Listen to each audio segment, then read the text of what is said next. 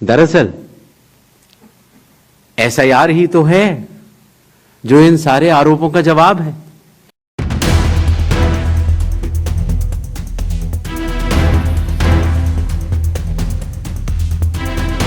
मैं देश के मतदाताओं को यह बतलाना चाहता हूं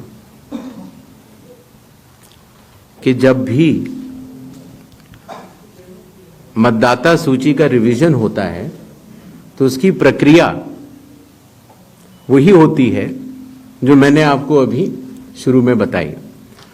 अर्थात सबसे पहले बूथ लेवल ऑफिसर्स और बीएलएज, राजनीतिक दलों के बीएलएज मिलकर एक ड्राफ्ट तैयार करते हैं और उसके बाद सभी राजनीतिक दलों को और उसी असेंबली कॉन्स्टिट्यूएंसी के मतदाताओं को यह अधिकार होता है कि वो उसमें त्रुटियां सुधारने के लिए आवेदन कर सके।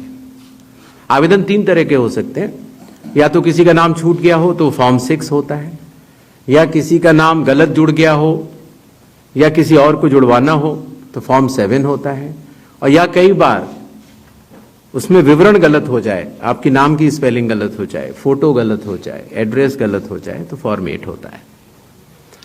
तो ये क्लेम्स एंड ऑब्जेक्शंस का जो पीरियड होता है ये बहुत महत्वपूर्ण होता है और इसमें सभी राजनीतिक दलों की भागीदारी और मतदाताओं की भागीदारी भी आवश्यक होती है। जब ये सारे क्लेम्स एंड ऑब्जेक्शंस आ जाते हैं तो उसके बाद जो उस इलाके का एसडीएम होता है, जिसको कई जगहों पर इलेक्टोरल रजिस्ट्रेशन ऑफिसर भी बोलते हैं, जो कि स्टेट गवर्नमेंट का एक अधिकारी होता है, वो उस पर एक निर्णय लेता है और निर्णय करने के बाद एक अंतिम सूची का प्रकाशन करता है। ये प्रक्रिया मैं आपके माध्यम से सभी मतदाताओं को बताना चाहता हूं, जिससे कि उन्हें भी सनद रहे कि पूरी प्रक्रिया होती क्या है। तो एक बार जब एसडीएम की तरफ से अंतिम सूची प्रकाशित कर दी जाती है, और याद रहे कि प्रारूप अर्थात ड्राफ्ट सूची भी पॉलिटिकल पार्टी से शेयर की जाती है और अंतिम सूची भी पॉलिटिकल पार्टी से शेयर की जाती है, और आजकल चूंकि तकनीकी का जमाना है तो वेबसाइट पर भी इलेक्शन कमीशन की अवेलेबल होती है।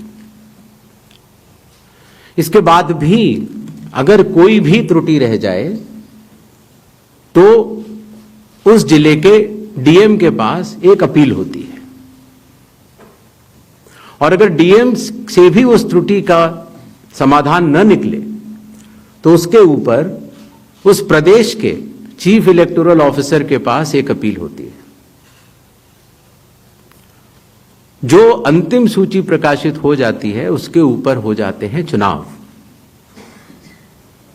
जब चुनाव होते हैं तो पॉलिटिकल पार्टीज अपने कैंडिडेट्स को खड़ा करती हैं और उन कैंडिडेट्स को यह सूची एक बार फिर दे दी जाती है कि इस सूची के ऊपर मतदान होगा, और यह सूची मतदान केंद्रवार दी जाती है। इस प्रक्रिया के बाद जब चुनावी मतदान होता है तो मतदान केंद्र के अंदर हर प्रत्याशी को यह अधिकार होता है कि वो पोलिंग एजेंट्स को नामित करे, और वही सूची पोलिंग एजेंट्स के पास भी होती है। तो उदाहरण के तौर पर जब हमारा कोई मतदाता जब मतदान करने जाता है तो पोलिंग एजेंट्स देखते हैं, और अगर कोई गलत व्यक्ति जा रहा है या कोई 2 बार जा रहा है तो उसके ऊपर ऑब्जेक्शन भी कर सकते हैं। मतदान प्रक्रिया समाप्त होने के बाद मतगणना होती है, और मतगणना के बाद रिटर्निंग ऑफिसर रिजल्ट्स डिक्लेयर कर देते हैं। यह एक डिसेंट्रलाइज्ड कंस्ट्रक्ट है। संविधान के अनुसार यह पूरी जिम्मेदारी चुनाव आयोग की है,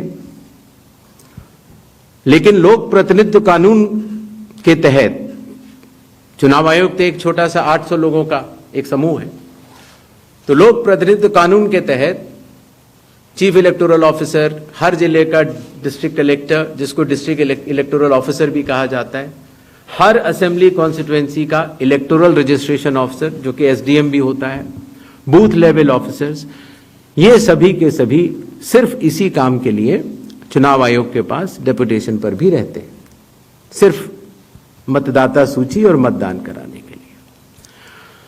तो जब रिटर्निंग ऑफिसर रिजल्ट डिक्लेयर कर देता है, उसके बाद भी कानून में प्राविधान है कि आप 45 डेज के अंदर आप उच्च न्यायालय जाकर एक चुनावी याचिका दायर कर सकते हैं और चुनाव को चैलेंज कर सकते हैं।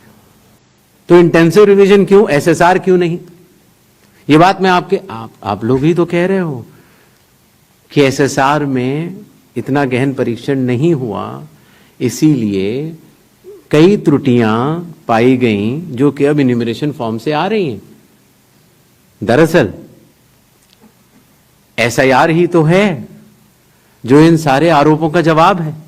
तो ये सूचना और भी लोगों तक पहुंचे, आप तक भी पहुंचे। चुनाव आयोग तो पारदर्शिता का स्वागत करता है और ये बहुत ही अच्छी बात है। शायद इससे अगर कुछ लोग जो छूट गए हों, अगर वो नाम दे पाए, तो चुनाव आयोग का तो नारा है हर पात्र मतदाता को सूची में लाना है और हर अपात्र मतदाता को सूची से हटाना है। किसी ने सवाल पूछा था तो मैंने सोचा बतलाता चलूं। बिना किसी सबूत के किसी भी वैलिड मतदाता का नाम नहीं कटेगा। चुनाव आयोग हर मतदाता के साथ चट्टान की तरह खड़ा हुआ है और चुनाव आयोग उन सभी का शुक्रगुजार रहेगा जो मतदाता सूची शुद्ध करने के लिए अपना योगदान देंगे।